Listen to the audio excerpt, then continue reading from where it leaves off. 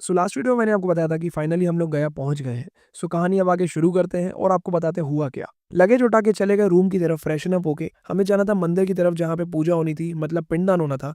और हमें सुबह से खाली पेट रखा गया था क्योंकि पूजा में हमें खाली पेट ही बैठना था। कंडीशन ही थी एक तरह की। सो हमने वो किया एंड उसके बाद हमने लस्सी पी और कचौरी खाई क्योंकि बहुत ज़्यादा भूख लग रही थी खाली पेट रहने की वजह से। एंड फिर जब वापस जा रहे थे तो ऑन द वे हमें पूरी सब्जी मिल गई तो हमने वो भी खाया। अब यहाँ से चले गए बोध गया घूमने के लिए, सोचा वापस रूम में जाने से अच्छा घूम लेते हैं पहले। उस दिन लकीली बारिश धोखेबाज निकली और उसने बहुत तेज बारिश करी, क्या ही बताऊं। तो गाइस देखो हम लोग गीले हो गए हैं। ये हम लोग का गीला आदमी बारिश के बाद यार बहुत गंदा लफड़ा हो गया यार। अब तो और लेट हो जाएंगे, 2-3 ही हो पाएंगे, बार बार आना जाना होगा ना लेने। ठंड लग रही है। खैर बोध गया घूमने का मेन रीजन हमारा यही था कि हम यहाँ के सारे बौद्ध टेम्पल्स देखें। एंड फिर भैया ने मेरे को बताया कि यहाँ पे इतने सारे टेम्पल्स हैं, कुछ ऐसा है। हालांकि कुछ समझ में नहीं आया लेकिन मैंने हाँ भी रखने के लिए बोला कि हाँ भाई मैं समझ रहा हूँ।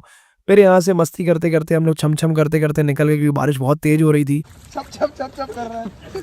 बचपन की यादें ताजा हो गई भाई। अबे मैं पानी में छतरी में नहीं हूँ भाई, मैं गीला हो जाऊंगा यार तेरे चक्कर में। लिटरली बता रहा हूँ ठंड इतनी ज्यादा लग रही थी कि क्या ही बोलूँ मैं आप लोगों को। ऑलमोस्ट गीले हो ही गए हैं। मेरे को फूक फूक के कदम रखना पड़ रहा है। तू फूक फूक कर, मैं तो गीला हो गया। साकेत का पाउच बचाते बचाते मैं तो पूरा ही गीला हो गया था। अब बाकी की कहानी नेक्स्ट पार्ट में बताता हूँ।